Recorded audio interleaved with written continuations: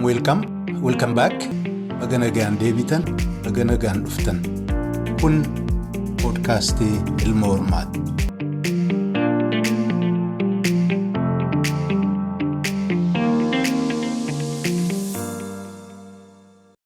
Ashamaa hordoftoota podcastii Ilma Hormaa irra deebi'ina. Baga nagaan dhuftan, baga nagaan deebitan isiniin jedha. Nagaadhaa fayyaadhaa jajjabaattuu sagantaa keenya isinii tamsaasaa jiru kana hordofaa jirtanii. Egaa amma dura sagantaa dheertuu jaalle dhugoomsaa dhugaasaa waliin qopheessine isinii tamsaasaa turre. Maayyii irratti sagantaa ittaanu nama walitti deebinuu jedhee nagaa isinii dhaammanne. Ammoo egaa anis ta'e jaal dhugoomsaan hiree arganne walitti deebinee waan kana qopheessina. Namni biyya alaa jiraatu kun egaa dhibee garaa garaatti achiif as nu oofti. Guyyaa fi bakka barbaanne sanatti yeroo hunda wal arguun hin danda'amne. Kanaaf jidduutti walitti dhufuu hin dandeenye. Ammoo nafni har'a kun walitti deebinee jirra. Kanaaf egaa bakka jirtanutti qabsaa'aa hangafaa haftee qabsaa'otaa jaal dhugoomsaa bakka jirtan maratti ulfinaa fi kabajaa isaan maruun akkasumattan isin gaafadha. Egaa jaal dhugoomsaa bakka yeroo maayyii dhaabne irraa kaasnee waan hafe immoo nu himuu keetuun dura. Egaa wanni kun waan waggaa 60 deemu waan waggaa 60 ta'uuf waan deeme keessaa waan yaadattu haga sagantaan kun fi yeroon si hayyame irraa nu himta. San jidduutti egaa waan garii garii waa hundaa takka takkaan yaadatanii akka namni barbaadutti ibsuun hin danda'amu abadan. Ammoo taatuuti bultii keessatti waan dabarsine sana hogguu dhaggeeffattu waan silaa itti ida'uu maltu ka hafe ka jiraatu jettu sanarraa yoo eegalle akkam jirta waltajjiin keetii.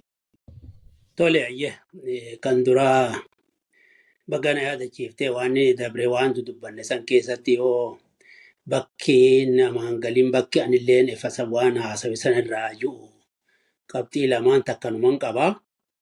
Ishiin sunis gaafa elemoofaa waa'ee argitee gurbaa Siraajoo jennu kan bookee bobbaafnee akka nama argitee Taaddasaa duraan qunnamaa ture kan akka shiftatti gaara achi jira jennu maxamiinka jennu qunnamii karaa Taaddasaan faan goran wadhuu jedhamee itti bobbaafame Siraajoo. Waa'ee sanirratti xiqqoo waa jechuu barbaada. Maaliifii yeroon sunii fi wanni amma namni hubatu garaagari. Kanaaf waa'een miciyyoo intalti waraana itti fiddee jennu sanii dubbiin akkam jirtii kan jiru akkamitti fiddee fi wanni sun akkam turee kajuun xiqqoo adda baasuu barbaada. Maaliif akka nama hundaaf galu silaa namni beektaa nama ofii kana wama gaariin fedha. Ammoo gaaseenaadhaan nuti wama tahee dubbanna. Kanaaf tokkoffaa Siraajoon gaafa deemee ergamee dirqama akka ergametti shaffisee raawwatee nutti hin deebine. Maaliif yeroo kennameef ni dabarse. Inni nama tokkichaa namuma san qofa qunnamee information sana irraa fuudhee deebi'u malee akka achitti goree taa'ee ganda keessatti horii qalatanii waatti qalanii taa'aniif gochuun irran turre dogoggoraatu ture jechuudha. Haa taatu nuti amma odeessa san keessatti odeessan namni nuti erginu nuu fidu himna. Waan ja'ame himna malee ofii yeroo san qaaman biran jiru. Akka dhageenyetti waa lama bakka tanatti tan Siraajotii fi tan intala Sayyidaa Biyyoota ja'amtu san. Intalti Sayyidaa Biyyoo suni duraan akkuma jeebutee fuudhee jaartii isaatii hin hiine haa ta'u adda bahanii turan. Inni immoo qabsoo eegale. Kanaaf ergame achi dhaqee namatti ergee kan jedhamutu jira. Sii dhufee na eeggadhu kan ji'uun kun waldiddaa dhuunfaati. Yeroo kana ishiinis gaa namni kun abbaan fedhee taatu inni waan inni tahee isan beeytu waa'ee waraana bilisummaa Oromoo waan yeroo sanitti namni hundi hubatu hin jiru. Namni kun namni inni bira dhaqu namni naannoo sanii akka shiftatti beeka. Maxamiin san bira jira jedhanii itti himuun fi achi akkas je'ee sii dhufe siin ja'aa jedhanii hoggaa itti himan ofirraa ittisuu fi warra mootummatti ergitee hajuu sun odeessa akkasii arganne jechuudha. Amma bakka sanatti namni akka waan ishiin waraana bilisummaa Oromoo dura dhaabbachuuf hafuu diina wajji jiraachuuf gootetti warra hubatuutu jira jechuufa waan kana adda baase. Dubbiin Dogoggorri Siraajoo biras ni jira. Ishiin ammoo wallaalan goote. Sunis maaliif isa kanaan waan ta'e hin beektu nama akka shiftaati namni kuni. Artuu qawwee qabaati. Shiftummaa qofa osoo hin ta'in Oromoodha. Qawwee qabaa Taaddasaa Faa qunnamaa ture. Gawaan Taaddasaa Faan achi isaa lakkisanii biraa deemaniif hin beeynu. Isa isaan akka qunnamuuf itti ergame dafee qunnamee hin deebine achi taa'ee re'ee qalatee taa'uun suni dogoggora ta'uu isaatuma hubanna. Haa ta'u immoo ishiin immoo waan argitee inni waraana bilisummaa Oromoo yookaan waraanuma kanaa kana jedhamee hoggasanitti lolli xirrottis hin taane gana bunaatuu fa'a wajjin garasitti kun gara gubbaa qorichatti walitti dhukaafne malee waan babal'atee akkanatti ga'ee miti. Saniif ishii yeroo sanitti dogoggora qabdi jechuu hin dandeenyu jechuudha. Haa ta'u ergasilleedha.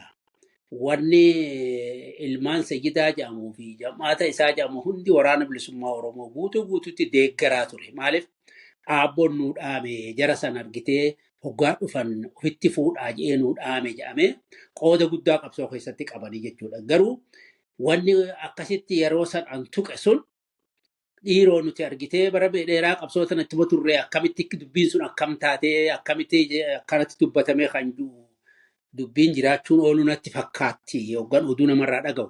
Kanaaf wanni suni ishiin nama argitee yeroo amma qabsoo hidhannoo marsaa lammaffaa yeroo humni keenya warri adda bilisummaa Oromoo hogganoonni silaa dirree gaara biyya keessa jiran hundinuu caat dha'uudha fi mi'eessa dhawame gaaratti bahu kana hundaa'uu namni dabballoonni hundi karaa kana bahee garuma wanni kana Harargee kana gabbahee inumaa ishiin suni hilfata burqaa hilfataa jedhaniiti baddeessaa dharraa gabaatetti dhufta. Achi hadiraa qabdii namni keenya hundi achi qubataa jechuudha. Waraannii fi wisoonii fi ijoolleen dabballootaatu hundi nama qooda guddaa kennaa ture ishiin suni. Haa ta'u sun san dura gaafa elemoo sanfaadhaa waan hubannoota dhabaan innillee dhaqee turuu isaatiin waan amma jennu kana dhugaan argitee akkas jeetti ergee hin ergine ishilleen hubatteet goote hin goone san rabbii beeka. Garuu immoo waan qabsoo bilisummaa Oromoo namni hundi hubate kanaan alaa jechuudha. Yeroo san namni hedduu addaan hin baafanne.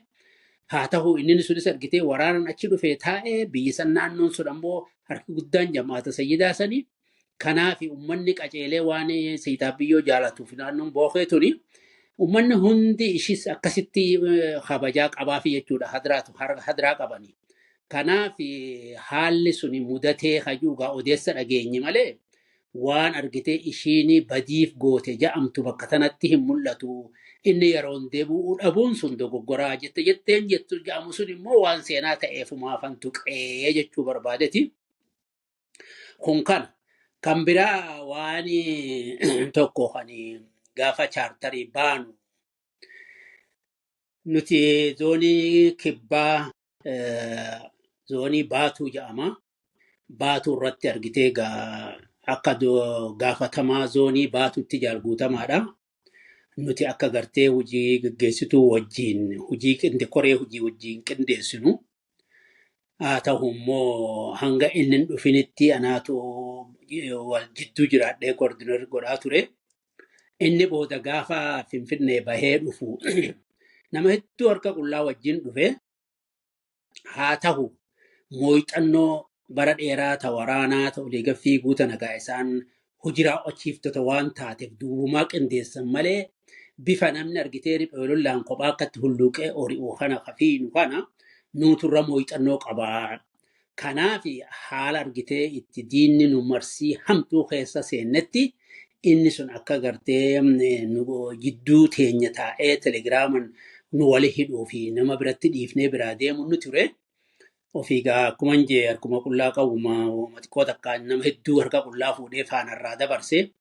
Haa ta'u haalli diimaa baddaa san keessatti jireenyinii fi namni nama qunnamoo hedduu jabduu waan ta'eef dalloo fi gobba jidduudha. Lafti tuni lafti amma booda'an isaan itti dhiisetum duraanii karaa gaara hurufaa jedhaniiti hangeetuun gubbaadha. Gaara hurufaa kun lafa daggala lafa hamtuudha. Achi sanimdiin fuulatti deeffatee waan jiruuf achirraa as ka'anii nama tokko mucaa silaa bira jiru tokko gandi isaanii as dalloo cinaa jira. Gaara ededa wanni kana gobbaa kanaan jala. garan as dhufanii as turan asitti namni kun biraa game osuma inni bira jiruutu ijoollee waraanaa tana akka argitee gaa tanis akka jajjabitti jirtu tana nama hedduu walitti qabanii isaan bifa dhokataatiin waa qindeessuudhaaf amma paatrooliin akka gaafa duraa lafti tun lafa paatrooliitti godhan hin taane lafa argitee jidduudha. Dalloo bira dallumatti dhiyaatti bifa dhiphisatti jiraachuuf waraanni akkasitti hedduminaan bira jiraachuun ulfaataa waan ta'eef namoota harka qullaatis kaan argitee akka karaa of duuba deebi'anii dabbaloota garis hojii qindeessanii karaa gobbaa kan ol bobbaase. Tuunis ammoo ijoollonni nuti jennu kunis argitee hedduminaan waan jirtuuf ishiin tunis meeshaa jabeessanii akka argitee namuutu bakka jirutti deemee biyya keessatti bakka beekutti deemee dalaguuf. Qajeelfama kenneetuma akkaataa isaan itti nama qoqqoonnamanis godhee fi bobobbaase. Addaan bayeessa kana gaan akkaataan hoggaasan itti ibsee fi namni akkaataan itti hubatu gargar ta'uu waan maluuf waan argitee dadhabbii mataa isaatiin yookaafuu lakkii luynummaa qabaa, lakkii walaana qabaa akka jechuu kan ta'in namni akka hubatuun barbaada. Maaliif haalumaatu ulfaataadha. Lafti baddaa kana keessa immoo nama hedduu qabatee kan immoo humna silaa bakka jiru nus caalaaf as guutamanii kumsaafaa kan kun gujii jirus telegiraama kaasanii qunnamuun hedduu waan ulfaateef telegiraama illee meeshaa ijoollee itti kennee ijoolleen tun akka argitee meeshaa tana ol keessee deebituuf bobbaase. Ijoolleen tun meeshaa tana keessatti odoo isatti hin deebi'in diinatti kuttee jechuudha. Inni ijoollee tana galaa jedheen ergine waan namni hubatuu qabu takka tana.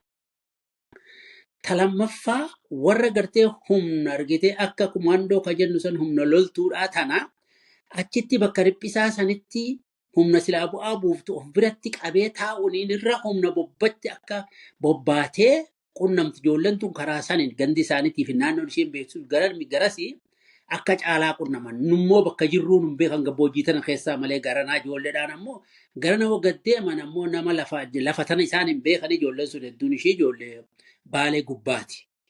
Ajajaan isaanii sunis.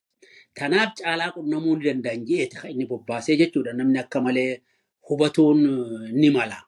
Kanaaf saniif bobbaasee ammoo ifii isaatiif humna san hoggaa ijoollee sanis ofirraa ol bobbaasee ijoollee telegiraamaa kanas awwaalaa meeshaa tana ol jabeessaa deebi'aa jeen ijoolleen achiin kuttu sana booda gurbaan silaa lafa beeku. Ijoolleen sunis kuttee gurbaan kunis biraa kute. Amma maal haa godhu? Humna warra jijjiru akka dabbalootaa qajeelfama kennee fi maal godhee hundaa'uu karatti bobbaasee ofii immoo qunnamtii barbaada kara gammoojjii kana gaddeema yoo qunnamtii dhabu ta'e haalli kophaasaa ijoollee nama hanga sanii wajjin namoonni sun nama karaa Somaalee kanas beeku nama afaan Somaalee beeku. Namni sadii kan inni wajjin hafe. Kanaaf amma gaajjara kanaa wajjin namni inni of biratti hambise kuni nama durraa kaasee humna keenya sadarkaa muraasarraa sadarkaa birgeeditti qindeessaa ture guutamaa boruu jennaani yeroo boodaa guutamaa waan kumsaa wajjiinuu Somaaleetti qabamee hidhamee hidhaa bahee boodarra guutamaa boruu jennaan isaatu bira jira. Kunis nama immoo karaa Somaalee kanatti miseensa uleetiin bobba'aa ture bira jira. Kanaaf jarreen kun kana malees afaan Somaalee beekumchaa tokko bira jira.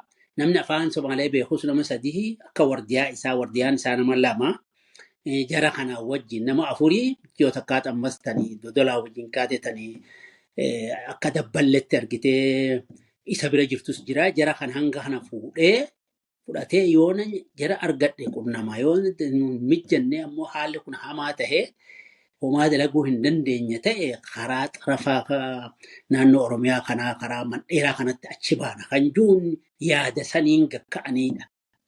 Akkasiin osoo akkuma ja'amu osoo yeroo waan xaballaa waan maal jedhaniin dumaal naannoo dumaal kana dhufanii gaafa isaanii karaa guddaa karaa dumaal deemu hogga gaddabran haroo dumaaltu jira. Dalloroo gafaate haroo dumaalitti dhayitaa. Haroo dumaal kana jidduudhaan gabba'an. Osoo argitee karaa dalloo hin geenye dalloo fi dumaal jidduu wanni takkaa jira. magaalaa xiqqoo takkaa jira achiin jidduu saniin gabba'anii karaas ifa gaddabranii ganda tokkotti goranii akkasitti gandi sun namatti erginee waan jirruuf odeessa kennanii fi akkasitti hulluuqanii gara nu bira lafa nuti jirrutti gad dhufuu danda'anii jechuudha. Kanaaf wanti argitee haxaan jirtu karaa isaatiin wanni dogoggorri guddaan dalagame hin jiru. Dogoggora jechuun namni ilmi namaa kun kan dogoggorre hin jiru. Haa ta'u immoo dogoggorri bakka sanatti hin jirru haalumaatu humnaa ol ta'eeti humna sanillee akkaataa isiin humnatti deebitu kaanis kunis akkaataa of duuba deebi'ee biyya keessatti waaqa qindeeffatu. Kana gochuuf ijoollee dabballootaatis of biraa bobobbaasuun ni ture. Sammalee wanti argitee addatti ta'e kan jaalguutamaan dogoggoraan godhe bakka sanatti kan mul'atu natti hin fakkaatu yoo namni akka malee hubates. Sammalees argitee erga walitti deebinee sambooda ugaa humna teenya itichinee koree zoonituu ijaarree waliinuu gaa innis akka qindeessatti durataa keenyatti waliinuu qindeessaa turree humnaallee qindeessaa turree yeroo dheera waliinuu dalagaa turreeti sambooda gaa kan lolli ta'eetu inni nu gaaga'ame. Gaaga'amuu sanarratti immoo duraanillee dadhabbii ni qaba. Maaliif gaafa duraa wanni akka harkarratti akka kaansarii takkaa'uu dhufteeti gaa namni keenya waan wal'aanee kasilaa guyyaa 3-4 si ajjeesaniin dawaatti godhaniitu rabbiin fayyisee ifa biyyatti ol deebines chaartarii keessatti isa wal'aannataa ture. Dadhabbis ni qaba.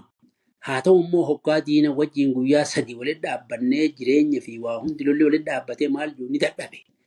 Yeroo baraatana keessa deemnu akkuma tuqee mucaan tokko osoo deemnu harkatti beelan du'e. Innis laafe tanaa fi humna tanaan mee faananarra dabarsaa. An xiqqoo gaggoree yoo walitti deebine yoo walitti deebinuu baannes akkuma sagantaatti yaa walli kanaan hammaatee yoo rabbina hambise ani gartee mala biraan dhawadha. Ijoollee gurbaa Somaalitti duraan akka miseensa walitti bobba'u kana na biratti hambiftanii mee ani faananarra dabarsaa jechuun wal ta'ummaan faana dabarsinan immoo dhugumaan fudhanne waan sanii maaliif gaaga'amni walumaan haa dhumnu malee akka inni nurraa hafu hin barbaanne gara kiyyaan. Haa ta'u immoo akkuma an shakkee wanni sun hin oolamne bakka isaan argitee maqanii jiranitti battalaan itti dhuftee hurruma san seente. Ofirratti argangaa isaanis itti dhukaasanii isaanis ofuma irratti dhukaasanii erga dhukaasanii isaanis jarriinis gaaja'u humna guddoodha muraasa gahaa humni sun isaanitti banee jarri isaa fi jarri waliin jirullee waliin wareegame. Kanaaf akkuma gartee nama silaa qabsaa tokkotti lolatanii ofirratti illee qawwee dhukaasanii diinatti illee dhukaasaniitu wareegamu malee wanni laafinaan wareegame hin jiru jechuudha. Kana namni hubatuu qaba. Kanuma sirreessuu barbaada.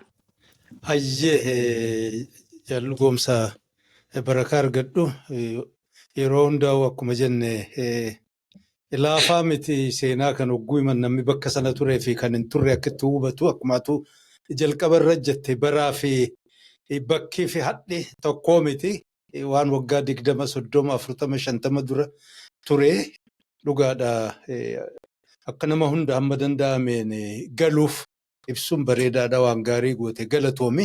Egaa hadha immoo sagantaa keenya ka dhaabbataa sana deebinee kamaayyii erga korri sabaa hatatamaa gaggeeffame booda achirraatis sababaa fayyaa dhabuutiin irraa dhaabbatuu kennu himtee bakka sanarra dhaabne mee achirraa kaas immoo deemsa qabsoo bilisummaa Oromiyaa waan ati keessa dabarte waan jaallan keessa dabarfatan waan dhaabni adda bilisummaa Oromiyaa keessa dabarfate hinuun qooddadhu barakaa argadhu. Tole egaa wanti san booda silaa wama hedduu ta'ee haa ta'u immoo wanni jiru qabsoodha.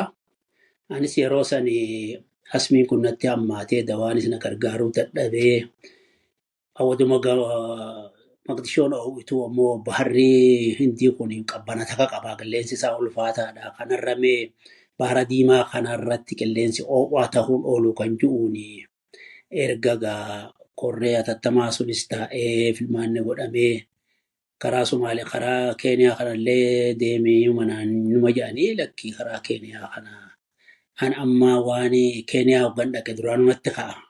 Achi dhaquu sammatti ka'a achi ka'e ammas argitee dirree kibbaa sanitti si'oon achiin gad deebi'ee lafti oowwi gahaa miti duraanuu anuma cinqaa ture.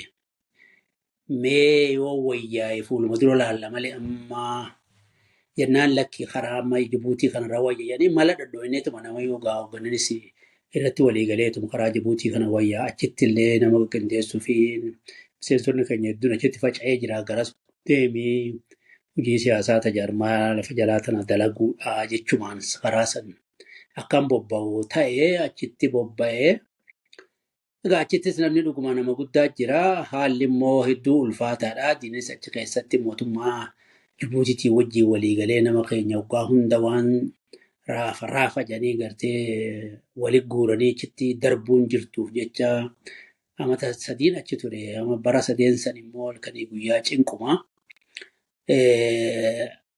Guyyatti ati baatirraa mana numan jijjiira. Yoo akkam taate baatii lama eega.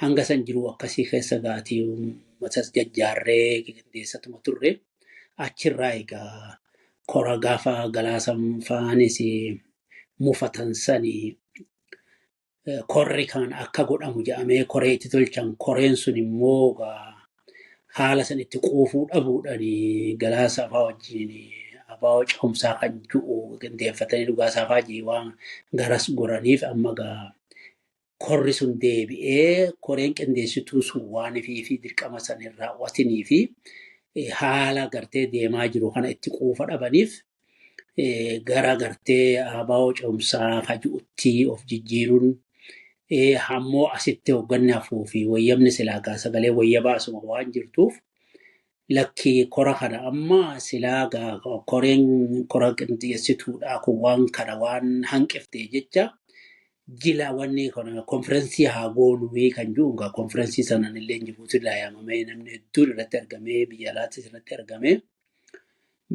qindoomina goggodhanneetuma addaan baanee kora sadaffaatiif akka qophaa'u jennee achi turre. Anis boodarraa gaafa sanii Jibuutiirraan dhaqee boodarra immoo Jibuutiin haalli sun hammaatatuma dhufee raafni hammaatee anuu yeroo takka harka mootummaa harka bu'eetuma argitee namni ijoollummaan ta'intachi keessa jirtu koroneelota warra raafa gaafatamtoota nama raafu san keessaa namni nama beeku maallaqaan achi na baasanii guyyaa sadiifan hidhamee kanuma silaa Itoophiyaatti na darbanii achi bahee haalli kun hammaataa dhufee amma karaa asab kan abba'uu qabdaan aan jedhanii uummanni keenyas warra deeggartoonni akka baqatatti akka warra Eertiraatiin waliigallee achi gahu uummata sana achitti simattanii achitti qubsiiftanii uummata san keessaa namoota keenya kan waraanaaf dandeettii qabu gara waraanaa qoratamee akka dabru ammoo dandeettii hin qabne beera fi ijoollee fi nama gurguddaa nama dadhabaa achi qubsiifamu. Ooralleen asitti gargaaraa jedhanii amma saniin ka'ee ammas amma hangaan Jibuutii dhaqe kana natti hammaatee sadarkaa lubbuu naggachisiisuu ga'ee asmiin kunis Hakima Faransaayii tokko namni keenya gurbaan fira kiyyaa tokko beekaa sababaa isaanii doktora saniif waan tola oolee amma dura waa godhee fi mana ilillii ganda naannoo isaa san dhadhaabee fi namticha na gargaariyyeen akkasitti meeshaa waan qabaniif saniin hafuuran irraa bananii haalli sun achitti natti hammaatu yeroo san kophaa namni nama gargaaru sun jiru namni ofiif hundi kopmoo fiigaa yeroo sanii ijoollee takkatanii waraana deemuudhaaf qophootti dhadhalaa takkaa jira gurbaan ijoolleen achi keessa jirtullee ofiif wal dhabdee warra rakkiftee warra silaa kara qabsoo deemu guuranii osoo afaan baaratti deemanuu haala san irratti walii galuu dadhabanii wal dhabbiin turte sanfaanis ni jirti sanis walitti hidhuudhaaf ture haa ta'u ijoollee san keessaa akkasi gargaartu jedhanii ijoollee lamaan miciyoo takkana bira fidanii maaliif yoon bakka takka gachiise achitti hafuurri qadanatee ta'een sossa'u nama dubbachuus hin danda'u. Yoo namni bira hin jiraatin achuma lubbuun nafa isaa baate ishiin haasi gargaartu jedhanii mana gurbaa tokko ijoollee jaarsoti jaartiin isaa immoo Isaaqii innis warra tabliiqaa jedhanii warra argatee daawwaa kanaaf deemu mana isaanitti irraa mooraa isaanii keessatti mana tokko kireeffadhee yoo achitti na gargaarti. Namni osoo ni kaan godhanne as jiraachuun gaarii miti jee gurbaan na jaalatan asitti deddeebi'ee ni kaa godhadhu jee amma deemee ijoollee firoowwaniitii fi nama gartee deeggartoota duraan achi isa bira na geesse sanitti himee Abdurrahmaan Alii tokko fa'aadha. Aboon jarri kun haa nikaa wal godhatu malee akkanatti wal bira ta'uun innillee miidhamaa dhugaadha tajaajiluun ni barbaachisama. Anillee waan dhaqqabu ammoo nikaa wal godhatan gaarii jee ammoo akkasumas nikaa walitti nu godhanii ishii sanii wajjin egaa kan wanni dhayne dalloodha wanni asab dhayne akkasitti ishis fuudhee achi dhaqee achi asabis amata sadiin ture akkuma Jibuutiitti na cinqaa ture sana achitti hanga dawaan fudhadhu kanaa fi wajjin onneen na dadhabdutti achin ture achi osoo hin jiru ammas korri sabaa sadaffaadhaa taa'ee jechuudha. Wanni itti Eertiratti achittis korra sanarrattis geessineetuma gaa korrattis nama barbaachisus filanneetuma haaluma ta'ettu keessattuu qabsoon tun akka jiraattu gooneetuma adda galle gaafasisii san booda gaa korra san booda irratti informeeshina jirus fudhadhee namoota alaa dhufe hubadhee aboo ani yoo dandeessan karaa lafa qabbanaata asmaraa kanatti ol na baasaa yoo dadhabe ammoo lakkii asbar nama hojii malee namni jiraachuu hin danda'u jedhan ayyeegaa achitti nan miidhama nagaggeessaaf irraa akkasitti booda na yaamanii intarviiyus miidiyaa irratti sina haasofsiisanii gara Keeniyaan erganii jechuudha. Akkasiin booda Keeniyaa dhaqee achittis gaati jaarmayaa wajjiin wal hidhattuu fi hoggaa walga'iittiin jirtu gochuu kanumaan ture achumarraan gara biyya tanaas dhufee jechuudha. Dhumti isaa akkana jirti jechuudha waan ati gaafattu malee.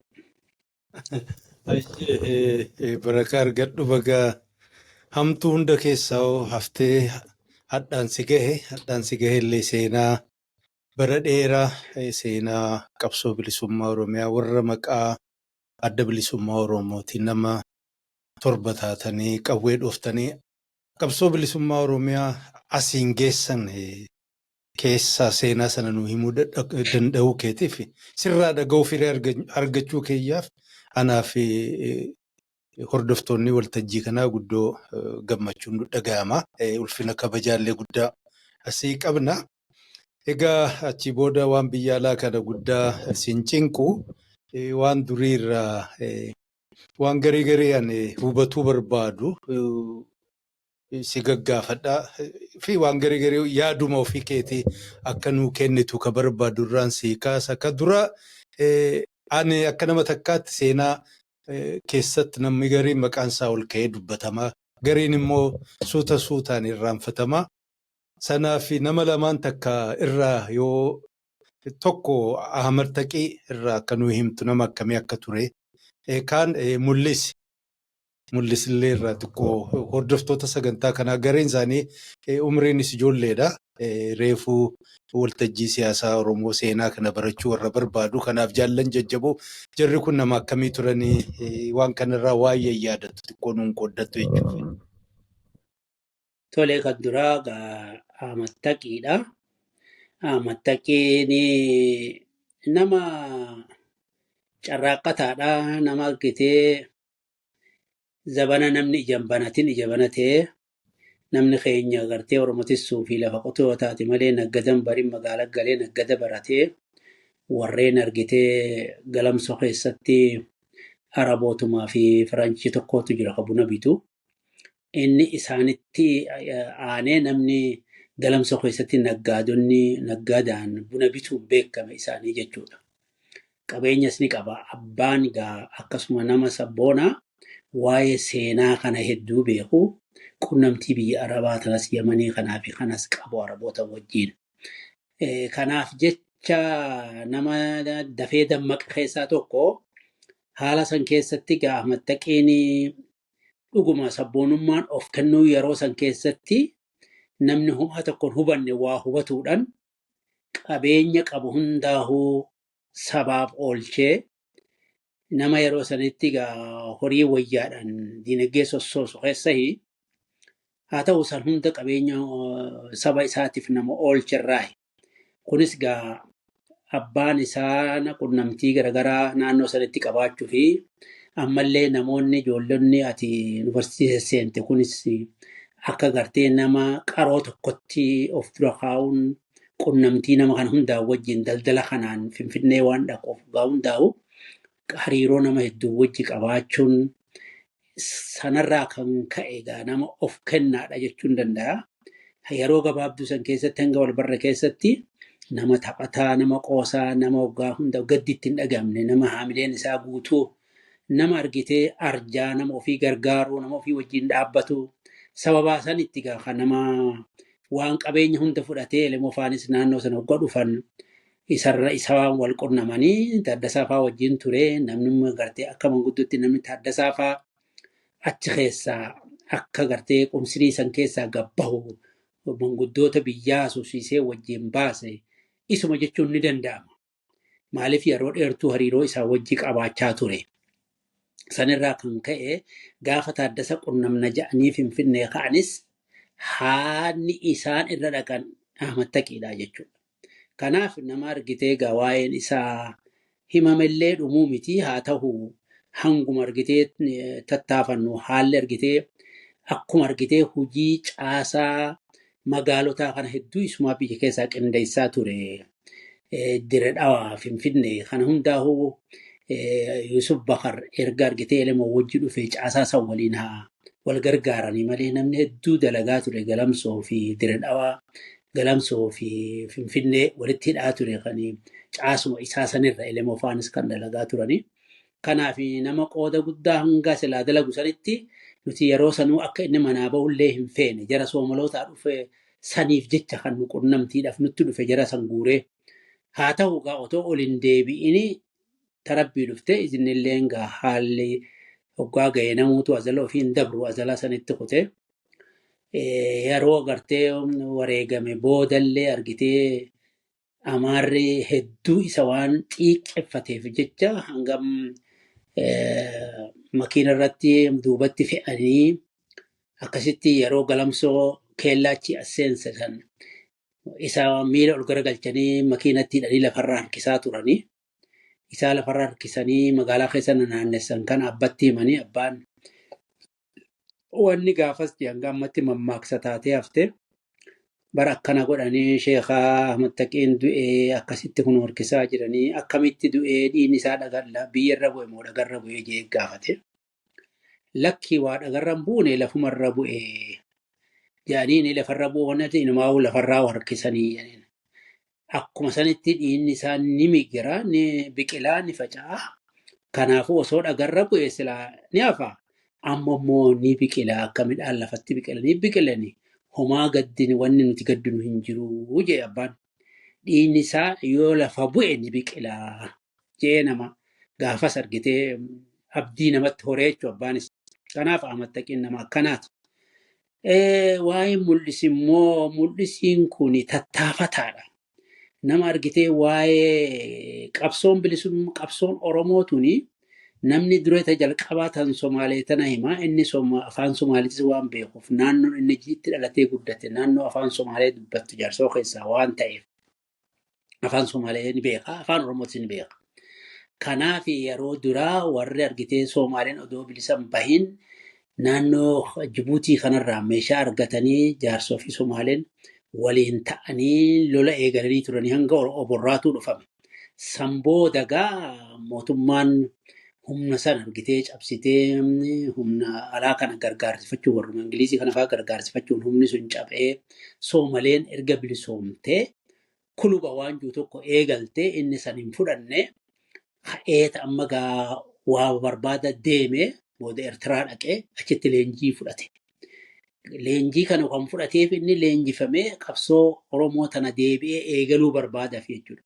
Haa ta'u yeroo inni achi jiru kana qabsoon bilisummaa Oromoo jaarran faana deemuu faanis waa'ee bilisummaa Oromoo kanaan jaarmaa tokko jaarmaa walitti dhufanii of ijaaranii hanga nama 41 kanaan gaa dhaqanii Yamanitti Falastiinitti baratanii deebi'an. Ergasii inni jaarran faan hidhamuu booda kan inni Eertiraallee dhaqe. Achi turee booda yeroo achi ka'ee Eertiraarraa gamana dhufuu qawween carcaritti dhukaafamtee yeroo dhaga'u gamana as dabre.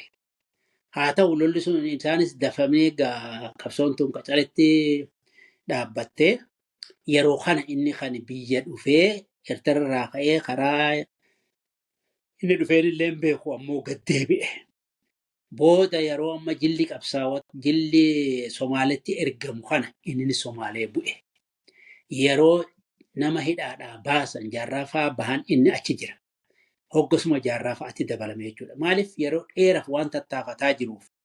Amma gaa namni seenaa isaa eessaa ka'ee eessa gahee hangan ani oduu godhu Eertiraa dhaqee leenjifamee waan kanaaf tattaafatu isaa tan beekaa lammaffaa immoo naannoo Jaarsoo kanatti lolli akka turee fi Somaalee wajjin akka tattaafanne eegalame sanirraa nama waan akkasii hordofaa ture ta'uu isaatiin dhagahaa. haa ta'u immoo qabsoo bilisummaa Oromoo keessatti jaarraa fa'aa namni fuudhee jaarraa wajjin biyya seene jaarraa karaa dabarsu. Inni afaan Somaaliitis naannoon argitee daangaa Somaalee tuni waan jaarsoo taateef achi keessa hulluusisee namni jaarraa biyyaan gahee qabsoon hidhannoo bilisummaa Oromoo akka eegalamtu lammaffaa akka eegalamtu godhee hangafni isa jechuu dandeenya. Jaarraa lammaffaa akka dhufamee waraana kana namni ajajaa waraanaa isa jaarran gaafatamaa waliigalaati malee ajajaa waraanaati miti. Akka itti aanaa jaarratis ajajaa waraanatis humna ka leenjisu humna ka waa godhu isa ture jechuudha. Namni argitee hanga muraasaa sagalitti akkaataatti of eegan innaa mul'is sodaadhaa namni argitee yoonii fi hiriiba wardiyarratti ati muytu taate tarkaanfis irratti fudhata adabaan. Hanga sanitti nama kabajamu nama qabsoo tana gadhaabu irratti qooda guddaa taphate. Gaafa argitee rakkoon nama jidduutti dhalattes nama walitti fiduuf tattaaffii hedduu godhe. Haa ta'u jaarranna kutee innis booda gaa karuma biyya alaa kana gabbahee boodarra gaa maqaa amantii kanaan jaarraa fa'aa wajjin haa dhaabbatu malee deebi'eetuma adda bilisummaa Oromoo keessatti deebi'ee haala kana hundaa'uu namni waan argitee jaarraa waan jiilchaa faana akka waan hundee nama adda baasee nama sabachiisee isaa jechuudha. Qoodni inni dalagee lakki qooda nam tokko akka nama tokkotti osoo hin ta'in akka nama agartee hedduutti qooda guddaa kenne qabsoo bilisummaa Oromootiif. Jaarmaa kana utubuu irratti jaarmaa kana jiraachisuu irratti boodas argitee Sumaalee keessattis miseensa gumii sabaa itti deebi'ee gaafa qoraa tattamaa san filamee waraana kana gadhaabuu irratti qooda guddaa odoo kafalaa jiruuti. Ati gaa qormaata akka basaasatti namni diinumaa gaa wayyaanumaatu waan kana dalage kan jiru ni jira. Namni keenyas wal dhadhabee wal dhabbii sanirraa nama keenyattu basaasises kajuusuma jira. Ati Soomala keessatti wareegamee jechuudha. Kanaaf mul'is gaa namni qooda isaa hin beekne waraana bilisummaa Oromoo jalqabaa hanga gaafa dargii kanatti namni qooda isaa hin beekne jiru jechuudha. Nama qooda olaanaa qabu namni akka dhaabatti akka miseensa gumii sabatti akka immoo hooggana dhaabaa hujiraa achiiftutti illee ilaalama. Kabajaan namni isaa qabullee guddaadha gaa. Oromoon hundinuu akkasuma ilaala jeetee yaada wanni seenan isaa gaa numa dubbatamaa namni kun immoo akka waa beekutti haasa waa ifa jiddu gala kanatti ol dhufte immoo namni moggaa tana quban qabu nama argitee qooda gurguddaa kenname meeqatamtu jira. Amma mucaa bushiraa tokko Magarsaa Ibsaa jennaani garuu immoo Qindeessaa Sirneessaa jennaani nama jaarmaa waraana bilisummaa Oromoo kana bobbaasaa wajjin dura argitee leenjii fudhatee isarraa fudhatee deebi'ee caalarraa fudhatee riphee mul'ummaa leenjisuu irratti of kennee lolee lolchiisuu irratti odoo halkanii guyyaa dhaabbatu. Ofii odoo diina kana argitee akkaataatti lolan waliin dhaabbatee lolu. Boodarra gaa humni birgeedii Eertirarraa fidanii lola inni qindeessu kana cabsuu dadhabdee dargiin labuu kana keessatti marraa meeqatti deddeebi'ame boodarra gaa isuma eeggatanii jala deemanii akkaataa inni itti lolchiisu kanarraa isa dhaabanii jechuudha. Nama akkasitti of kenne nama hanga sadarkaa miseensa gaafa sanitti miseensa gumii sabatti jijjiirama akka itti aanaa dhugaasatti filamee waraana silaa qindeessu leenjisaa waraana waliigalaati akka itti aanaa ajajaa godina waraanaa kajoodina bahaatis hanga ammaa namni maqaa isaa hedduudha hin jiru. Hedduudha namni akkasii akka Qindeessaa Sirneessaa kan Soomalee keessatti kufe humna leenjisuu fi humna kana gadhaabuu irratti akka milkeessaa. Namni milkeessa illee hanga tokko waan garas tureef namni maqaan hidhadhaa. Jara kana immoo namni maqaan dhawu hedduudha akkasiiti ka qooda ol aanaa waan isarraa eegamu gurguddaa dalage ammoo hedduun dubbatamne akkuma beekutti gaa namni waan hin beekneef dura hafa. Kanaaf haala kanaa jechuuf hanji jarri lamaanis. Barakaa argadhu dhugaadha ammallee hedduun nu hafa seenaa keenya hunda isaa sirnaan tartiibaan beeknee warra silaa seenaa keessa gulantaa bakka ulfina isaanii malu kennuun ammoo tattaaffiin goonaa kunuu qooda guddaadha. Namni baay'een waanuma xixiqqoo irraa dhagahu malee gad fageenyaan seenaa jaallan sadeen kanaa ka beeku xiqqaadha. Kanaaf barakaa argadhu. Kan biraa hin beeku yoo ati egaa namni jiruu keessatti qabsoo keessatti waliin haasa'u gaafa sana bakka sana akkan turre nu himtee turte waan dubbii badhoo kanarraa xiqqoo waan garii ammallee qulleeffachuun na dhibe. Mataa dhukkubaanee jedhan yeroo sana waan kana hammam irraa dhageessan yeroo wayita sana taatu bubbuleellee hagam jabaa ture dhukkubbiin mataa sun yoo mataa dhukkubsate maaliif hidhannoo qabaataa ture kana namni jajjadha waan ofiirraa quba qabdu yoo jiraate yookaan jaallan irraa waan qabatamaa ka dhageesse yoo jiraate. Wanni badhoo kun nuyi keessa jirullee akkanuma dhibe maaliifii fi waliin achi turre nama argitee namatti dhiyaatu nama argitee nama kana mataa walitti qabu nama jalqaba argitee jiru nama kana hunda dura dhufee jaarratti mukamee waa'ee siyaasaa adda bilisummaa Oromoo heeraaf seeraa barsiisaa ture. Namallee argitee karaa qabsiisee tattaaffii guddaa godhaa ture. Erga immoo jiilchanfan dhufanis addaan humbaanii walumaan dalaganii walumaan dalagaa turanii isaanii waliin mufate jedhan isaanii dhukkubsate jedhan nuti hin dhageenye. Haa ta'u immoo deemee gaafa karroo kana lakkisan durallee mataa dhukkuba jedhanii haasa'uu qofa dhageenye jechuudha. Kun immoo akkatti ta'uun nu dhibe wannummaan argitee rakkoo uumee namni sadarkaa faca'eessatii fi diigamiinsaa hunda itti gahee humni guddate sun itti faca'e waan kana waan tasa dhagayeefi jechuudha. Waan duraan quban qabne. Maaliifi rakkoon jirtu namni keenya akkuma ammaa kanaa wal hubachuun bal'isee wal hubachuu hin dandeenye. Maaliif jaarranfaan nama karaa biyya Arabaatiin naanna'ee dhufe. Isaa fi mul'isilleen waan argitee jiddugalaa kana hin beekan. Jiddugala kanatti immoo biirokiraasii mootummaatiin wajjin warra jirudha. Warri kun immoo haala biyyattiin tun itti deemtu akka biyyatti akka seera biyyatti akka seera politikaa addunyaa kanaa wajjin walitti qindeeffatu warra barbaadu. Kanaaf akka paartitti dura yeroo dargiin aangoo qabate bifa paartitti of qindeessanii jechuudha. Icaat kan jedhamu. Amma gaa kuni mootummaa keessattis gaa qooda buusaa Oromoofis mootummaa akkam fuuldura ijaarraadha. Garuu immoo warri argitee jaarran hogga dhufu tokko amantii ni jabeessaa lammaffaa immoo gaa sabboonummaa hedduu qabaa. Namni hundinuu akkaataatti of laaluu qabaa. Sabboonummaa ni qabaa. Ammoo dursuu ni jaalata. Wanni namni hundinuu beeku bakka jirutti ofii waa dursuu namni waa hubannoo qabu numa jaalata. Ni jaalata haa ta'u immoo jaarmaa kan waraana kana gaafa mul'isii wajji gadhaaban lafa duwwarraa ka'amee sadarkaa humna argitee Somaaliirraa caccabxee dhufte tana hunda simatanii waraana utubanii waraana gadhaabbatee jiru ka ititetti jechuudha. Dhaabni kanii wanni jaarmayni akka jaarmatti Finfinneedha warri silaa jiddu galeessa biirokiraasii jiraachaa ture biirokiraasiidhaan wajjin beekee jiraachaa ture kun gad dhufu waan lafa jiru waan qindaa'etti dhufanii jechuudha. Haa ta'u dogoggorri yeroo korri sun argitee kaduraatii fi kalammaffaa akkaataatti bariisoo bakka buusan kana jaarraadhaaf oduun dhuftee jirti.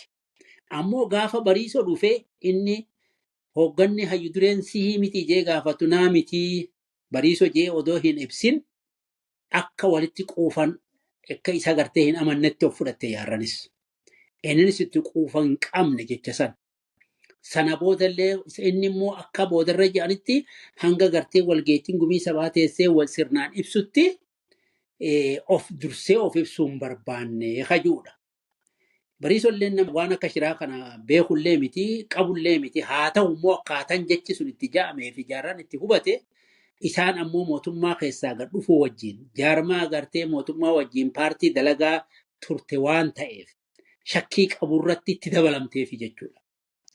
Sababaa sanitti argitee egaa haalli damma isaan itti waan kana qindeeffataa ture waliinis erga dhufee immoo wal hubatanii wala baaruu wala bariisoo jaarraa wajjin hedduu walitti dhiyaatanii takka addan baane morma takka keessa waliin jiraatanii walumaan sosso'aa turan.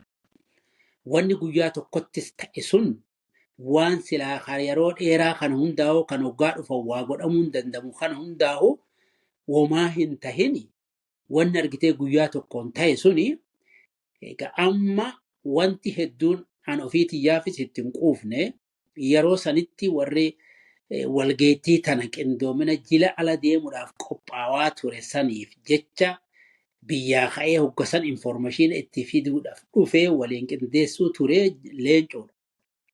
Leencoo waliin haasawaa turan. Abbaan Caalaa waliin dhufe malee walgeettii keessa waliin hin jiru. Obboleessa illee ta'u waliin hin jiru waan irra galluun qabu. Ammoo leencoon haala sanii yeroo sanitti waan san achitti hafee waan san qindeessee qabbaneessuu fi adda namaa baasuu dhiisee ofii san cufatee karaa Jibuutii san kutuun suni waan rakkina guddaa uume keessa jechuudha. Achi jira, jaarraa bira jira, hoggasuma jaarraa wajjin jaarraa biratti hafee waan san qabbaneessu haalli namni sun itti du'e ni beeka.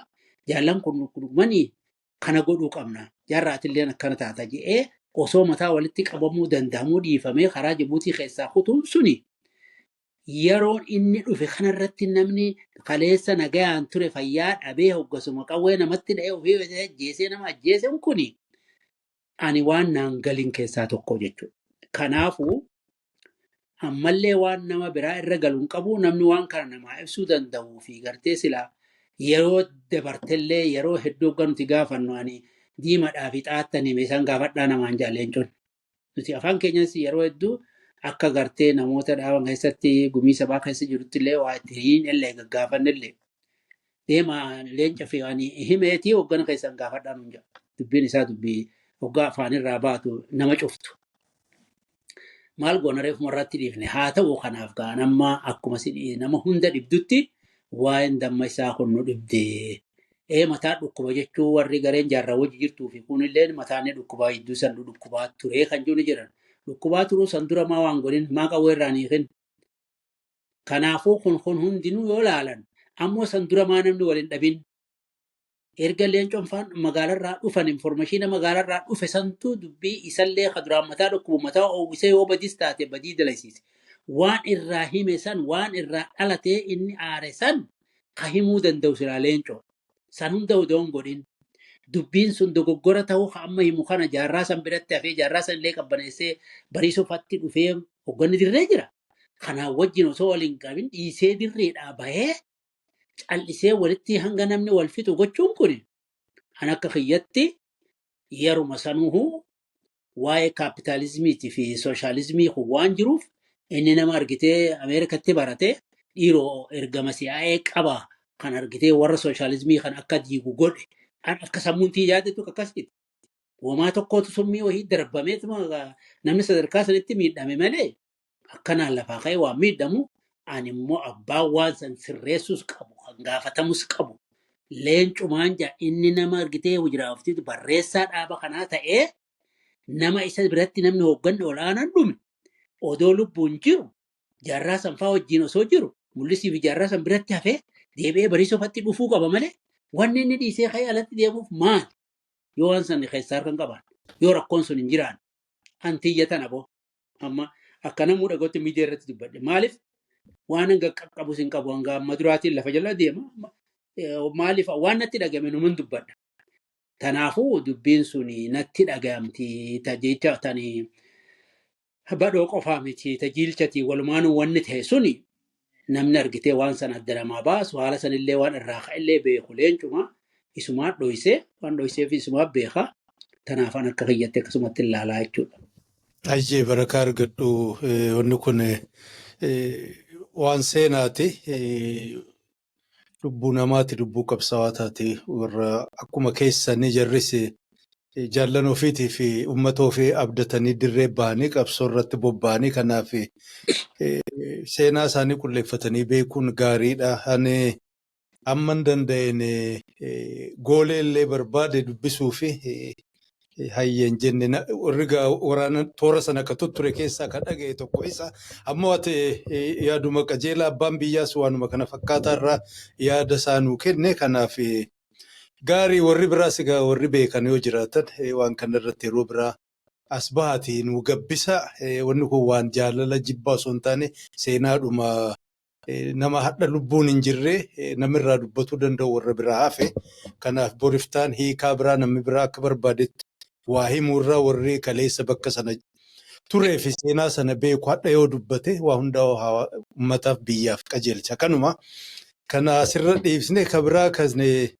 amma dura si gaafadhe dhiisee hin beeku yeroo garii waan raanfatu mala jaallan hogguu amma shinnigaa wareegaman sana hiree argattanii achii booda bakka isaan itti wareegaman takkaa immoo bifa isaan itti wareegaman sana qoratuuf argatuuf tattaaffiin ka godhame kaatu quba qabdu jira. Sun hin jiru lakki maaliif wanti tattaaffiin tanuma duraanii sayyoo taate egaa namni karaa tokko kan deemne namni yaada kennataa turamee yaadni sun ammoo waan futuna hoggasan argitee haala yerootti dhimma ba'uu fi kaampiin sooshaalizimiidhaa kan duraan nuti karaa kana hordofnu gara Itoophiyaa waan naanneffatee fi nuti karaa warra argitee kaapitaalizimii kanatti akkaataatti argitee itti bu'aa dhaaba kanaaf jarma kana buufannu sagantaa fooyyessuu qabna jedhanii hoogganni wal arguudhaaf jarjaruudhaan shaffifnee amma goonadhaan futunanii karaan kun iggitii ni qabaa akkaataatti qorannate jedhanii itti amananii deemuun sun gaagama buufte san irratti namni yaada tattaaffii godhe san booda immoo qorannaan tokko nama yeroo san achi jiru warra agartee shiftootaa san keessa jiru Oromoota yeroo san waliin jiru ka ergasillee nuttuu dabalamee walgeettii qoraa hunda dhufeetu jira sanarraa odeeffannee haalachi gaafa san ta'illee nu odeessanii sunis gaawaanuma argitee amma namni ugaa hunda himu kana jarri namni islaama taatan achi bahaa namni argitee kaafuu gosaawwan Somaalee galbee taatan Somaalee abboo taatan ja'anii addaan babaasuuf tattaafatanii nuti addan baanu nuti Oromoodha hundinuu tokko qabsoo akeeka tokkoof manaa baane nu fixanis bakkuma takkatti nu fixa malee wanni adda baanu hin jirru ja'anii aboo nuti islaama jaa hundi keessanuu maal gootanii islaamaa miti jettaniin jennellee yaada kana naannoo didanii san booda jarri gaa islaamaa miti kun kaafire jedhee walumaanuu fixanii kan jiru qawween dhaaneen illee girnoof tokko fuulatti deebisanii bakka takkatti rashananii bakkuma takkatti gannaqanii kan jiru bakki itti awwaalaman bakki itti naqames warruma waraana santu godhee nama akkaataatti awwaalanis argeetu jira. Booluma takkatti awwaalanii bakkuma takkatti gannaqanii girnoof tokkicha hangataniitu achitti naqanii mucaa ijoollee ajaa'ita wajjin deemtu san qofaa keessaa bahe malee warra san keessaa inni kun ni dhume. Kanaaf egaa haalli suni waan haaraa deebisanii qoratanii qabachuu qormaanni kanuma namoota gaafas bira jiru kan karaa argeessaa gabbahe deebi'ee nuttuu dabalameerraa qoqqoratamee fi mucaa sanis namni arginu jira qoqqoratame sanii jechuu wanni adda namaa bahe. Ayyee barakaa argadhu. Egaa jiraattee dhaabni nama torba taatanii eegaltanii qawwee dhooftanii jechuudha. Jibooda jaarmiyaan guddatee namni baay'een kan magaalaa jiru kan fagoo jiru isin dhufee adda bilisummaa Oromoo waan hedduu keessa dabarfattanii. Torbaa san sagal godhi sagali namni abbaa duraa walitti dhufeetu. Torbaa kanii harka qullaa walitti numayaa walitti dhufee kan qindoominni bordoddeetti godhame sun nama 11 qawwee fuudhee. Torbaa miti 11. Hayyee ulfaadhu barakaa argadhu dhiifama. Dogoggora kiyya nan qajeelcha. Egaa achirraa kaastanii dhaabni kun guddatee addunyaa keessa beekamee namni baay'een itti wareegamee achii booda immoo jiraattanii egaa kan jaarraa waliin gargar baatan ka duraa sanaa ta'u achii booda erga biyya chaartaraa bahamee booda galaasaa fi namni wal qoqqoodee dhaabni bakka lama aduma jedhu namu shasharafatee adda bilisummaa Oromoo gargar hogguu deemu kana jiraattee hogguu argitu maaltu si dhagahame gara boodaa kana namu adda bilisummaa Oromoo shaanxaa xixiqqaa guurratee fa'aa deddeemaa ture kana hunda keessa dabarfattee akkamiin keessa dabarfattee akkam ture barahamaa kana. Laan kana hubannoo gahaa ittuman qabaa. Maaliifii fi jaarmaa siyaasaa keessatti iftoominni yeroo takka hogga dhabamu namni walirra obsa qabaa ka obsa hin qabne iftoomina san hogga dhabee qooda mataa ofii hoggaa bahatuu dadhabee fincila numa kaasa yookaafuu qooduma inni numa dhufaa jechuudha. Jalqabumarraa kaasee qabsoo bilisummaa Oromoo keessatti dogoggorri jiru. Gaafa dhaabni kun hicittiin lafa jala Finfinneetti ijaaramu miseensonni waliin beeku. Hojii waan dalagu waliin beeku. Hicitti yaa'anii waa hunda dhoysa cufa. Akkuma nama bariisoo yeroo galaasa wanneen jaarran gaafatu lakki anaa miti jedhu siin jedhu kana. Yoo waan hubanne yoo iftoominni hin jiraanne yoo wanni ati gootu hin beekne sadarkaa hogganaafaa jiraattee wanni ati beektu xiqqoo taate deemtee mormiinuma dhalchitii jechuudha. Kanarraa kan ka'e amma dirree bahaa tana keessatti haalli akkasii numatu ture. Haa ta'u wanni humna qindeessu warri humna argitee hoogganu warra gartee abbootii buttaa miseensota gumii sabaati hojii raawwachiiftonni kophatti homaa wanni godhu hin jiru garaa isaa fa'aa fi argitee guutamaa fa'aa buriisoo fa'aa warreen kuni hojii raawwachiiftotas tahan waan waraanaa waan ummataa waan taligaa warruma gartee sadarkaa miseensa gumii sabaa ta'e buttatti jiru kana jechuudha hawaa qindeessu kana. Kanaaf yeroo san waa hundi walii ifaadha hanga dargii san keessatti karaa bahaa kanatti. Karaa dhiyaatti immoo iftoominni hin jiru rakkoon akka jirtu ni dhageenyaa jechuudha. Deemtee wanni suni yeroo immoo haala chaartarii yeroo seennu wanti sun cufaa ofii sanatti dachaate jechuudha. Namni qabsoo bilisummaa Oromoo kaleessa namni ganda ofiitii fi maqaa ofiitii fi waa takka hin himne kan Oromummaa qofa wal barsiifne sun of barbaaduu eegalee jechuudha gaafa humni dhihatti turee fi humni baatti ture walitti dhufa jedhamee laalamee aadanii fi amallii fi haalli seera fi sirni inni ittiin qabamu garaagarummaa guddoo qabaa jechuudha. Sanirraa ka'e amma Finfinnee tana hoggaa ol dhufan akkaataan itti talagamu nama hunda aarsuu ture jechuudha. Aarsee namni hanga agartee lakkee gandummaatu jira dhaabmu kanaa gandummaadhatu rakkisaa jira jee of shakkee wal shakku ta'e yeroo chaartarii baanu shakkii saniin baane jechuudha. Gaafa chaartarii baanu namni waliin amanu jechuudha adda faca'uma malee. Miseensota kana hundaa'u kan kalee gartee of kenninee fi qabsoosaa kanaaftii fi amaloota namaatii fi miti kana hubannee kaayoo kalee ganama baaneef galiin gahuudhaaf obsa nu barbaachisaa kan jedhu maaniin yeroo hunda ani deema.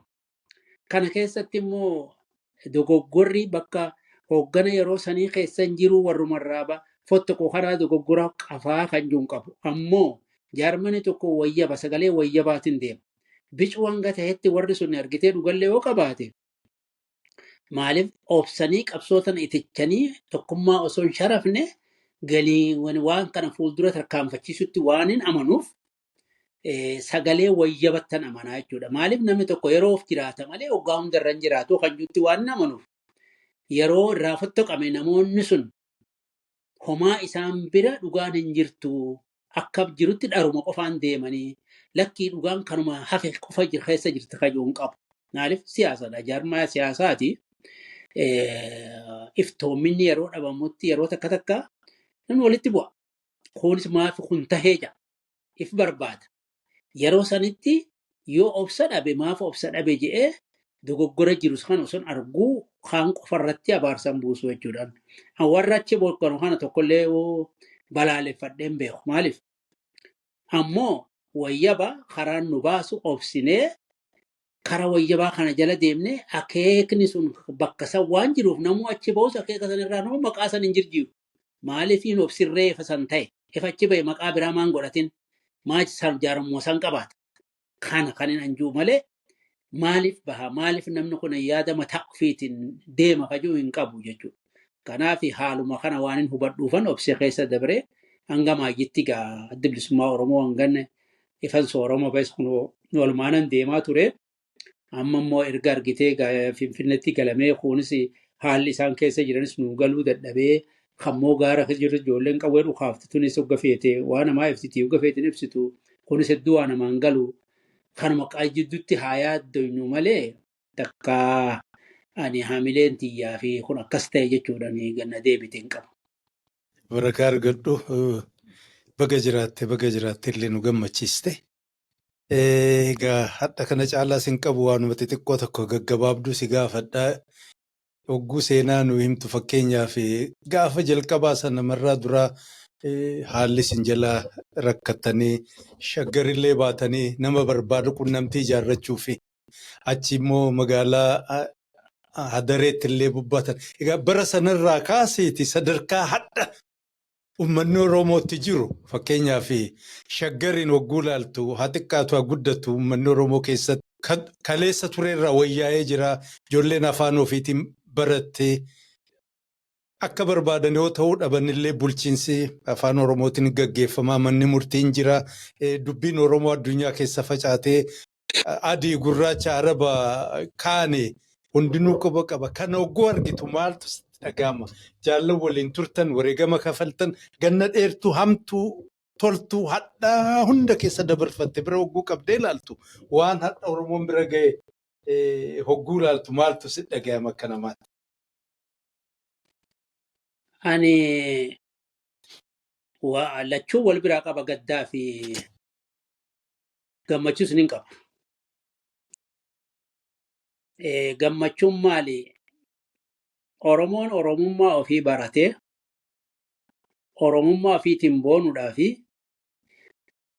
Oromoo jedhaniitu argitee biyyuma tana keessattii fi addunyaa tana irrattuu maqaa Oromoon yaamamuun biyyum mootummaan sunuu deebitee maqaa Oromootiin yaamamuun kabajaadhaanis injifannos. Gaddi immoo mootummaa maqaa Oromootiin mootummaadha jedhamee yaamamu. Hoggaa Oromoon biratti miidhamtu. Hoggaa daangaan Oromoo cicciramu. Argitee namni Oromoo akka malee miidhamu. Maqaan xureeffamu. Maqaan kalee arraffamuun ka gaafa wayyaanee namni maqaa arrabaa kaleessaa san maqaa dha'e adabamuu dhabuun fi argitee odoo Oromoo jedhamee Oromoon kun har'a mootummaa teenya jedhee harka dhahuu fi Oromoo kan akka Oromootti kabajaa isaan maltu kennuu dhabanii fi warruma biraa jala fiigunii fi isaanuma leellisuunii fi aadaa isaaniitii fi sirna isaanii san leellisuun waan na gaddisiisu keessa jechuudha. Ta'us amma wannin hawwu waan amma na gaafatteef akkamiin ilaalta ka jettuuf politikaan hoggayyuutuu ni shasharafamaa.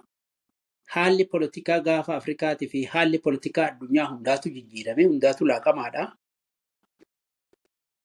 Namni immoo akkuma fedheehuu ta'u osoo maqaa Oromootiin mootummaa achi jirtu tanaa fi maqaa Oromootiin warra mirga Oromootaan falmajuu kana jidduu kun argitee uummata kanaaf nagaa buuftee nin hawwaa jechuudha. Kun hawwii kiyya. Irra mala. Maaliif namni keenya amma hedduun mootummaan amma jiru kun Abiyyi aangoo ofii malee waan biraa takkallee hin barbaadu. Amaarallee waan jaalatu. Oromoos sanumaa. Inni aangoo ofiiti ka jaaratu nama aangoo isaa kabajeef hundaa'u bakka inni kabajaa kaju.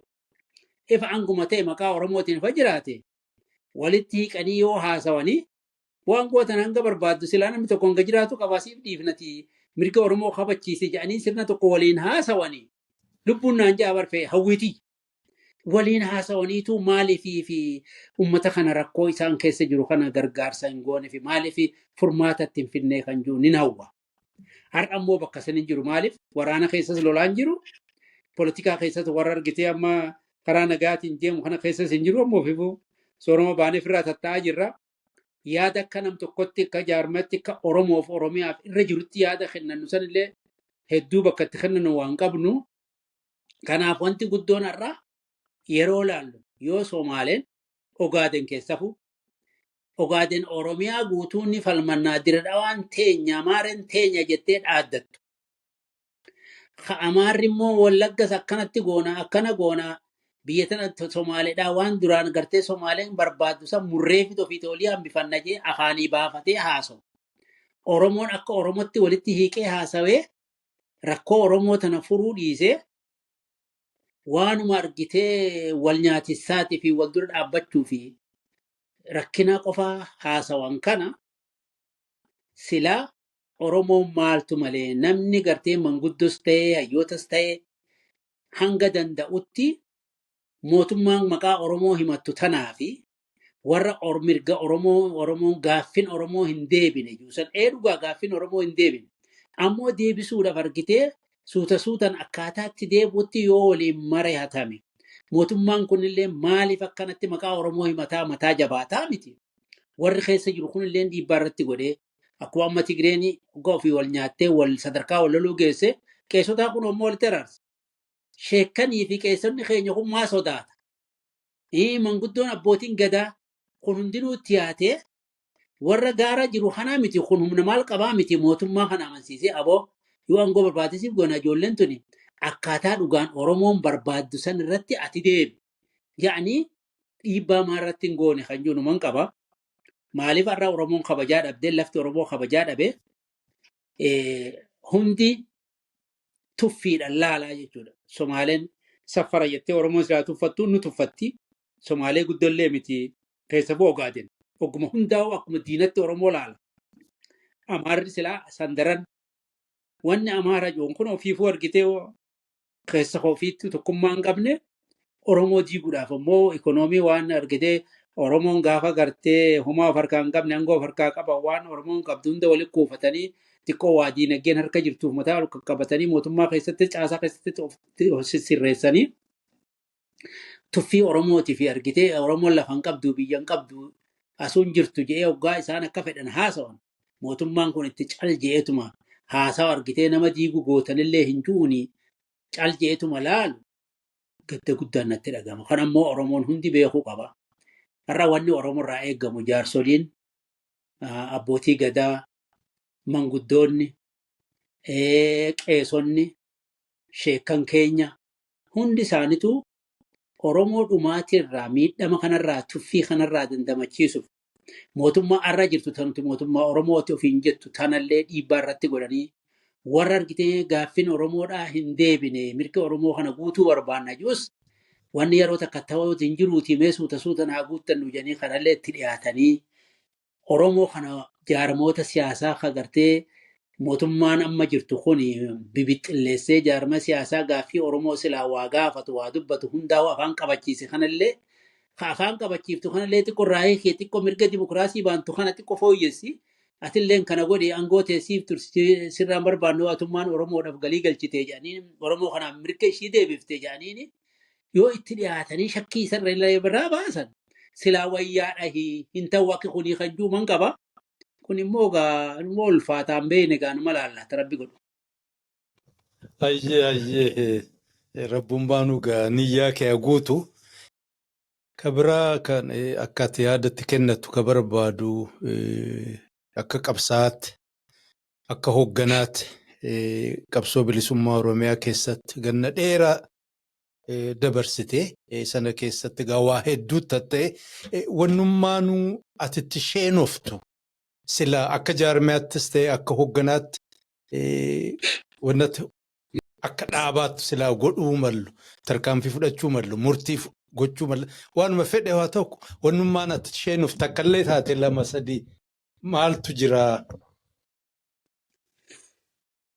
Wanni sheenaan heddumaa jira. Wanni gartee itti argitee abdatanis heddumaa abdii fi itti booharranis heddumaatu jira. Haa taatu amma sheenaa ati jettu tana wanti guddoon qabsoon Oromoo yeroo hundaa hoggaa wal bira geessee gufuun itti dhalti. Isiin kun waanuma hoggaa hunda natti dhagahamudha jechuudha. Sheenaa birallee silaa qabsoodhaa qabsaawwan ittuma miidhama. Ta miidhamiinsatii fi wanni akka hiikkata sun galii gahuudha hanga namni waan irraa eeggamu goona waan san xiqqoo na gaddisiisu waan na sheenessullee guddaan qabu. Ammoo wanni argitee namni tattaafatee yeroo tattaafate irratti waan san silaa bakka sanitti gaafas akkas ta'uu baatee nama jechisuusu tokkoffaan Oromoon jalqabu moggaa qabsoo bilisummaa kana jalqabu maqaa argitee biyya tanaa Itoophiyaa kajuu kana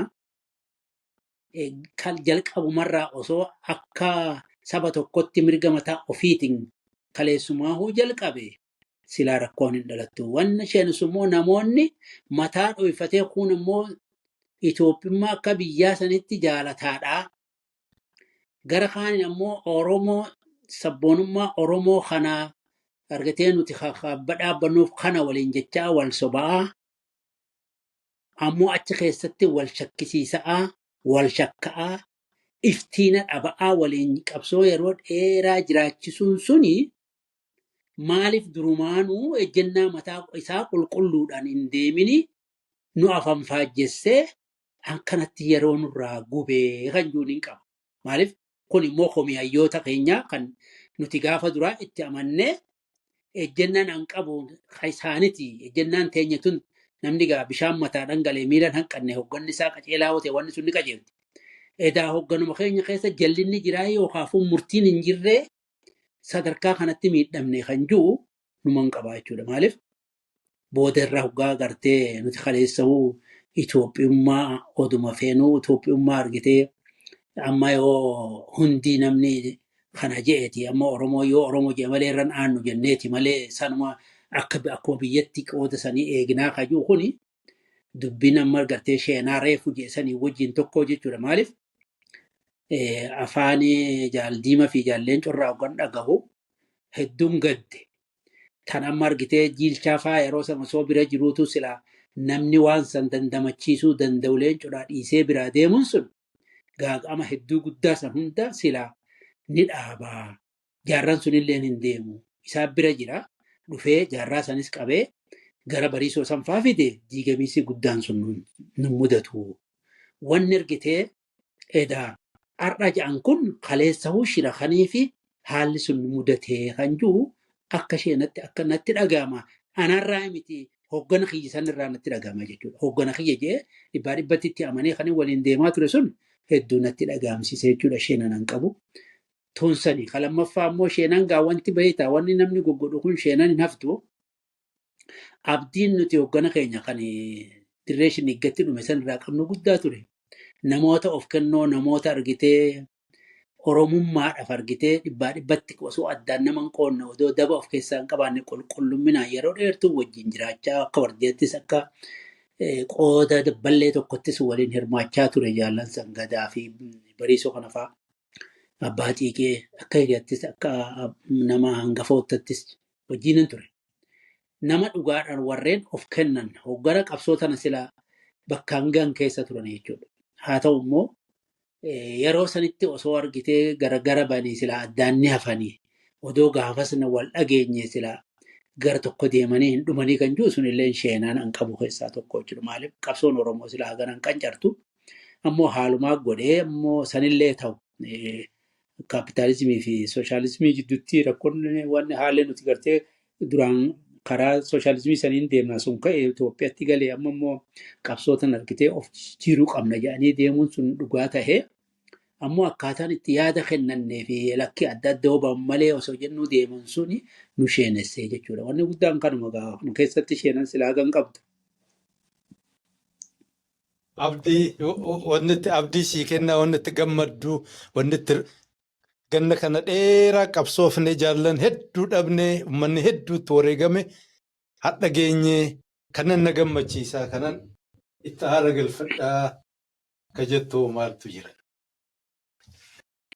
Kun egaa waan argitee abdii namatti bulchuun hin qaba malee gammachuu waan jiru hanga ammaa argeen beeku. Maaliif jalqaba gaafa qabsoo eegalurraa kaafne miidhamni nama keenyaa, dhumaatiin nama keenyaa, saamamiinsi nama keenyaa, har'allee gaafa mootummaa Oromooti jedhanallee hoggaa namni keenya saamamu, hoggaa namni keenya miidhamu, hoggaa argitee lafti Oromoon duraan irra jiraattu. Tana jennee tararamtillee daangaan ishee ciramu waan nama gammachiisu tokkollee hin qabu nagarra jechuuf hin jedhu. Abdiin immoo Oromoon kaleessa argitee Oromummaa barsiisuudhaaf ati Oromoo ji'i jennee tumaa turre irraa sanutti barsiisaa turre. An bakka hedduutti sababa Oromummaa barsiisuuf dirqama fudhadhee deemaa ture jechuudha. Gaafa arbaa gugurras Oromoo namatti himuuf dhaye. Gaafa dura baalichi baanus akkasuma. Gaafa karaa Booranaa achi dhaqussan. Kan hundaafuu yeroo kana Booranni ofuma qabsoon bilisummaa Oromoo keessa dhaqxee nuti Oromoo ofiin jee jechuudha. San duraan nuti Boorana jaa afaan Booranaa aadaa Booranaa Booranuma siin jaa. Hundinuu gosuma ofii himata.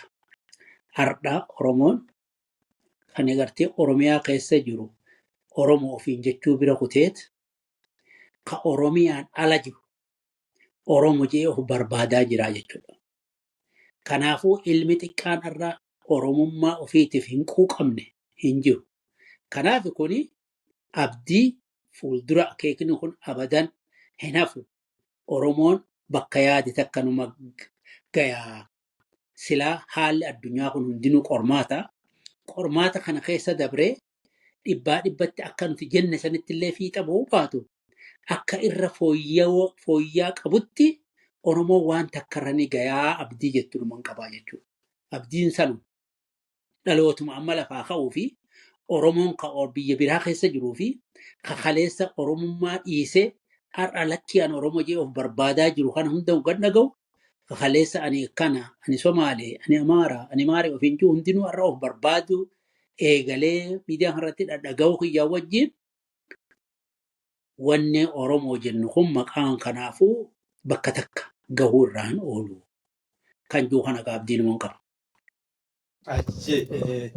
Barakaa argadhu horii bulee baga jiraatte illee nu gammachiiste. Egaa ati waan itti dabaltu waan na jalaa hafe jettu qabdaa? Wallahi wanni na jalaa hafe jiru ammoo Oromoon akkan sobamne haala yeroo hundumaanuu akkan sobamne kan jiru hin qaba. Maaliif har'a Oromoon maal keessa jira? Oromiyaan argitee dhiigan taraaramte. Afaan Oromoo har'a afaan Oromootiin dubbachuu fi afaan Oromootiin waa jechuun kalee hin dandamne har'a afaan ofiitiin baratee mootummaa keessatti illee afaan ofiitiin nan dubbadha jee mataa ol qabatee dubbachuun kun kan dhufeen dhiigan. Isa dhufe sani qancarsuudhaaf yookaafuu Oromoo kana bakkaa haquuf Oromiyaa kana dhabamsiisuuf wanni argitee nutti mataan lulle hin jirtu. Kanaafuu mootummaa kanallee dhibbaa dhibbatti amanuu hin dandeenye. Maaliif mirga Oromoon silaa qabu eegsisaa waan hin jirreef.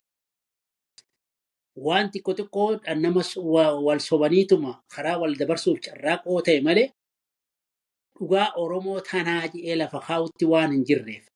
Oromoon mootummaa teenya je'ee dhibbaa dhibbatti of dagachuu hin qabudha.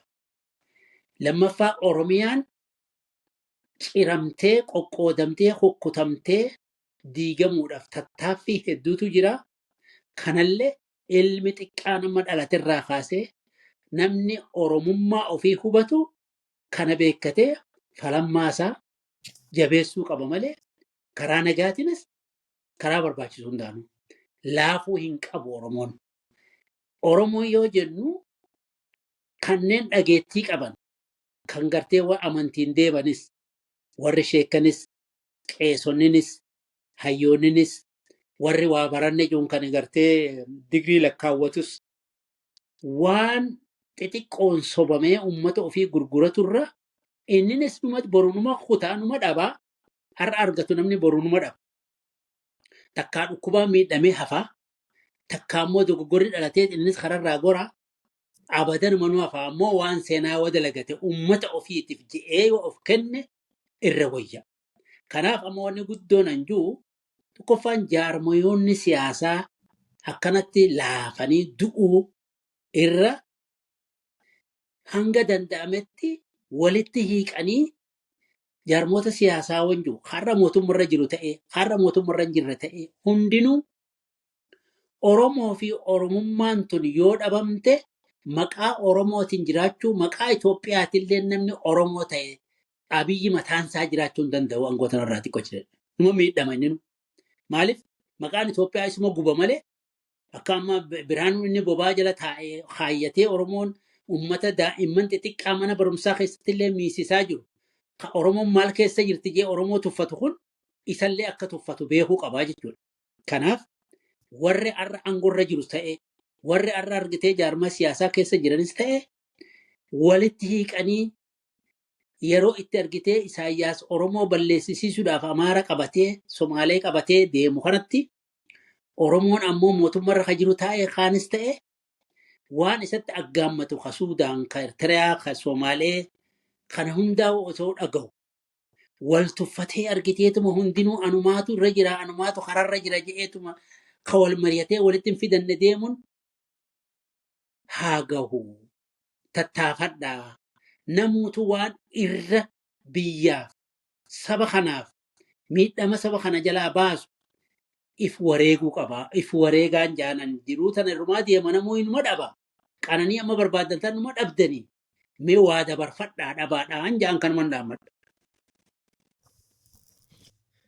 Guddoo galatoomii jaalle dhugoomsaa dhugaasaa yeroo baay'ee walitti deddeebinee qulqullummaan odoo if keessatti nambisin seenaa qabsoo bilisummaa Oromiyaa, seenaa qabsaa'otaa, seenaa adda bilisummaa Oromoo walumaa galattuu jiru jireenya uummata Oromoo fi qabsoo bilisummaa Oromiyaa hordoftoota waltajjii kanaatiin nuun qoddatuu keetiif maqaa hordoftoota sagantaa kanaatiif maqaa kiyyaanillee irra deebi'een guddoo galatoomii jiraadhu baga jiraattee illee nu gammachiisteen siin jedha. Galatoomatillee baga jiraattee baga waanuma kanaa walitti harkisuun namuu argitee waan qooda isarraa eeggamu godhuu waan guddaadha. Qooda isarraa eeggamu kafalaa jirtaa galatoomii jabaadhu itti fufii waa walitti harkisii wama guddatti jirtaatisii jaa galatoomatillee.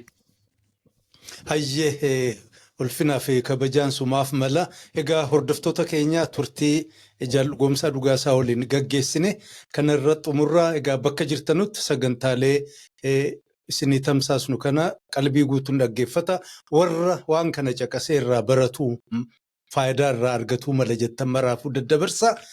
Egaa yeroo biraa immoo jaallan biraa barbaannee seenaa qabsoo bilisummaa Oromiyaa qooda isaan seenaa keessaa qaban illee isinii qabannee walitti deebinutti anaaf jaallugoomsaan nagaa isinii dhaammannaa nagaan nu jiraadhaa. Baay'ee nagaatti gaa.